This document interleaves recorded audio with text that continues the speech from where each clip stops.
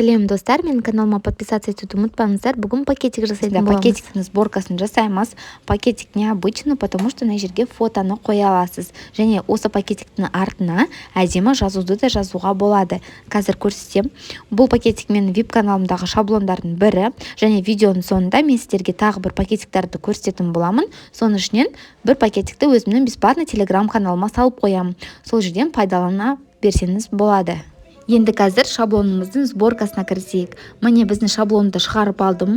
Осындай пакетик жасау үшін сізде 3 фотобумага кетеді. Фотобумаганың қалыңдығы 200 грамм.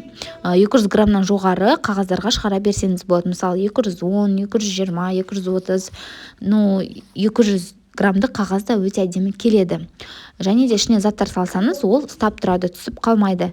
Енді главное, жұқа 140-160 граммды қағаздарға жасауға болмайды. Енді көріп тұрсыз ғой, мына жерде белый линиялары бар.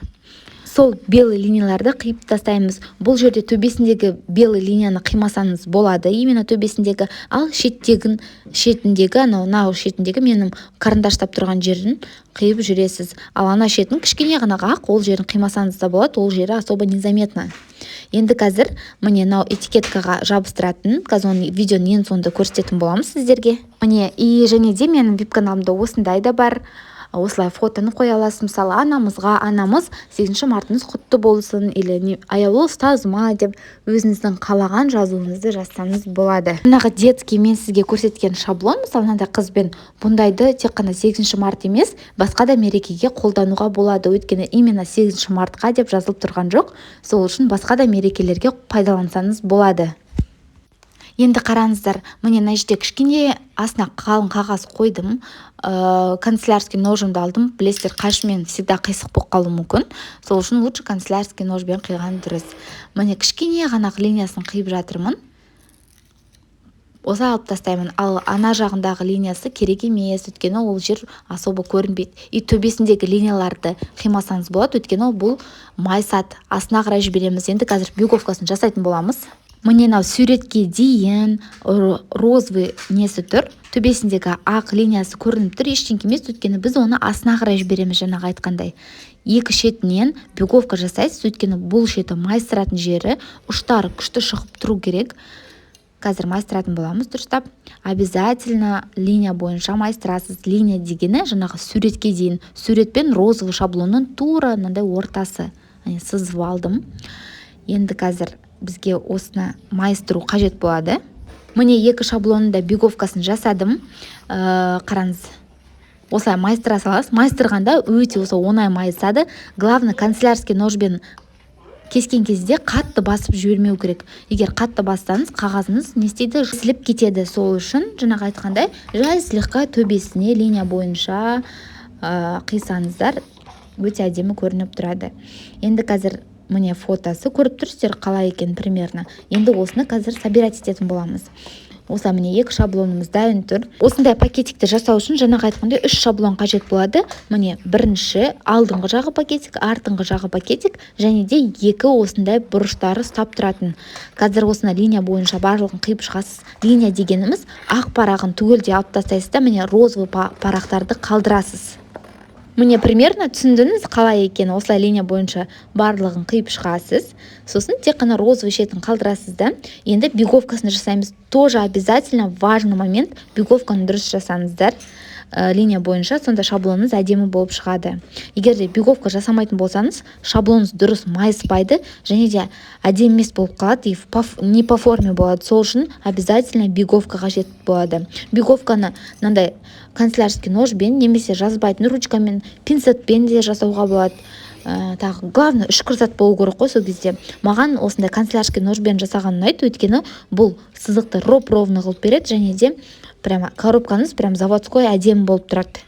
После бюговки біз не істейміз? Конечно же, шаблонымызды не істейміз? Майыстырамыз. Енді шаблонымызды қазір жинайтын боламыз.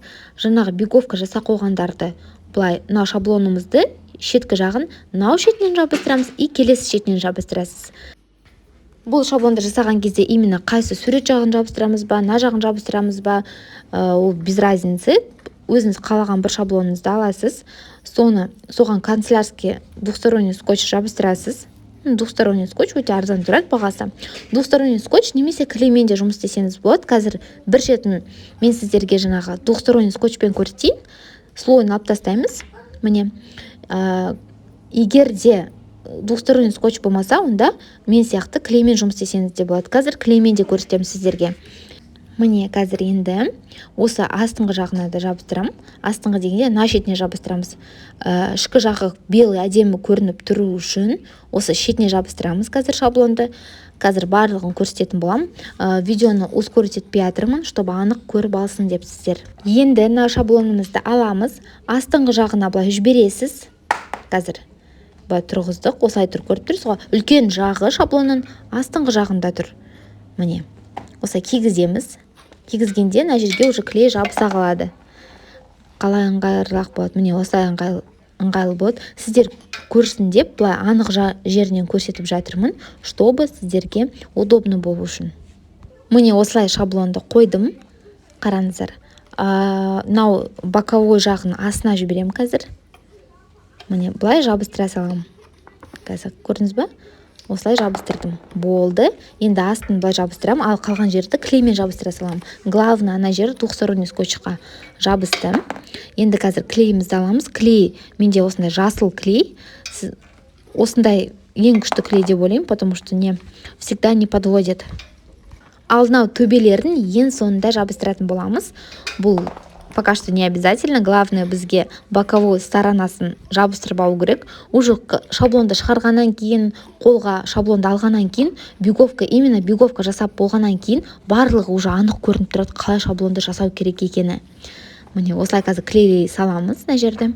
Енді қазір екінші боковой сторонасын жабыстырып, бізге ана шаблонымызды екінші жағына қоятын боламыз. Ал астыңғы жағына біз қазір ана екінші шаблонымызды жабыстыратын боламыз, чтобы астындағы нелер не болтались. Асты әдемі болып тұрады, и төбесі де әдемі болып тұрады. Енді нанды астына жібереміз. Қазір осылай жабыстырам. Ол үшін клей керек. Жаңағы сізге ыңғайлы болса, двухсторонний скотчпен жұмыс істесеңіз болады. Және де клеймен көрсетіп жатырмын. Міне, клейді осылай жағып шығасыз. И астыңғы жағына клейді жағамыз пока что, потому что мынау қазір ішкі жағына кетеді, ал екінші шаблонды уже былай сыртқы жағына жабыстыратын боламыз. Міне, осылай жабыстыра саламыз. Міне, осылай жабыстырдым. Енді қазір астыңғы жағын осылай жабыстыра салам. Болды. Міне, примерно біздің шаблонымыз дайын. Осылай боковой сторонасын жабыстырып аласыз. Самое главное, клейге немесе двухсторонний скотчқа жабыстырасыз. Жаңағы көрсеткендей, астыңғы жағы осылай көрініп тұрмайды. Қазір екінші шаблонымызды жабыстырғанда астыңғы жағынан жауып жібереміз мына жерін. Сол кезде ішкі жағы сізде аппақ тегіс болып тұрады да. И астыңғы жағы да теп-тегіс әдемі болып тұрады. Енді қазір клейді жағамыз. Міне, енді осылай осылай жабыстыра саламыз. Ана екі шетіне клейді жақсаңыз болады. Клей немесе жаңағы айтқандай двухсторонний скотчпен де жабыстыруға болады. Осылай клейді жағып аламын. Міне, осылай екі шетіне, сосын шаблонды да екі шетіне жақ қоям, кішкене былай. И все. Енді ары қарай қазір наны былай жабыстыра саласыз мына шетіне. Астыңғы жағын қазір потом жабыстырып көрсетемін. Қазірдің главный боковой сторонасы, екі шеті, главный сторонасы. Міне, осылай жабыстырасыз да. Ішкі жағынан қазір қысатын боламыз. Міне, ішкі жағына осылай қысып жүреміз. Өйткені біз клейге жабыстырып жатырмық. Клейге жабыстырғанда осылай қысу керек обязательно. Двухсторонний скотч болса тезірек жабысып қалады да. Ал вот клеймен кішкене осылай басып жіберу керек. Енді қазір астыңғы жағын жабыстыратын боламыз. Мен специально жаңағы ішкі жағына жіберген жоқпын. Мынау екі шетін ортасына қарай жіберу үшін. Чтобы ана шаблонымызды ашқанда ішкі жағы әдемі көрініп тұру үшін.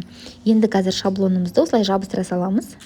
Міне, шаблонымызды жабыстырып болғаннан кейін, енді төбесіндегі жаққа не жасаймыз? Клейді жағамыз. Екі шетіне клейді жағасыз да, астына қарай жібере саласыз.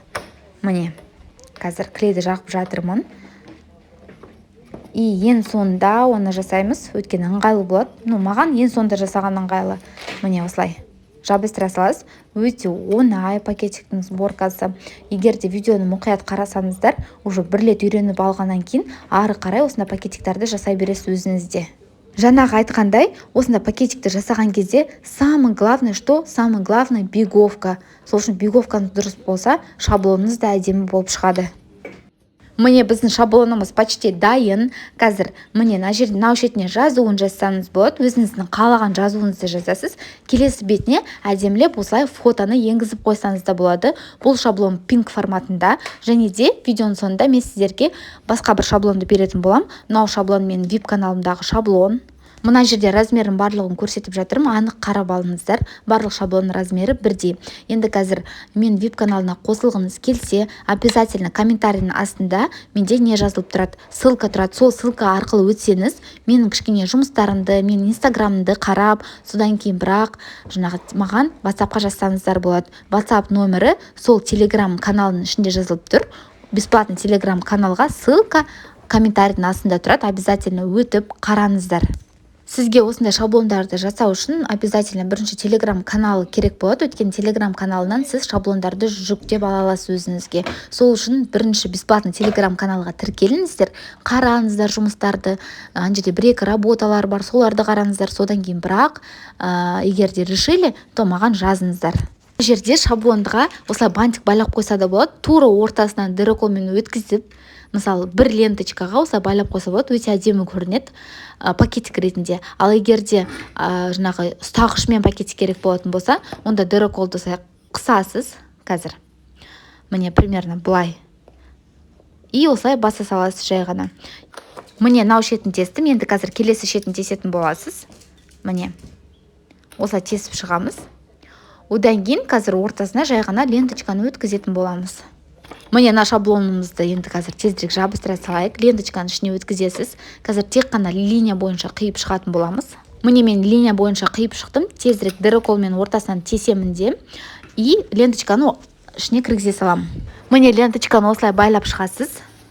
Ішіне қарай салып, міне видеода көрсетілгендей. Міне осындай шаблон болып шықты. Осылай ручкасымен ішіне заттарды салып қойсаңыз болады. Мысалы конфеты, тағы да бір нәрсе, өзіңіздің қалаған затыңызды. Міне біздің пакетигіміз осындай болып көрінеді. Мынау главный лист жағы, алдыңғы жағы. Ал мынау артыңғы жағы. Қазір арты осылай әдемі жазу. Сіздер бұл жазуға жаңағы айтқандай қалаған жазуыңызды жазсаңыз болады. Размердің пакетигі также жаңағы видеода көрсеткен болатынмын. Дұрыс қарасаңыздар, видеоны барлығы жазылып тұр. Енді міне осындай пакетик өте әдемі көрінеді. Ішіне подарок салып берсеңіз де. Енді келе каналымда осындай пакетиктер де бар. Бұда пакетиктерден басқа да шаблондар бар. 8 наурыз мерекесіне байланысты. Егер де менің каналым ұнаса, лайк басып, подписаться етуді ұмытпаңыздар. Өйткені алда көптеген обучающий видеолар, обучающий контент, жаңағы сіздер электрондық форматта шаблон жасап үйрене аласыздар. Менің видеом ұнаса, подписаться етуді ұмытпаңыздар.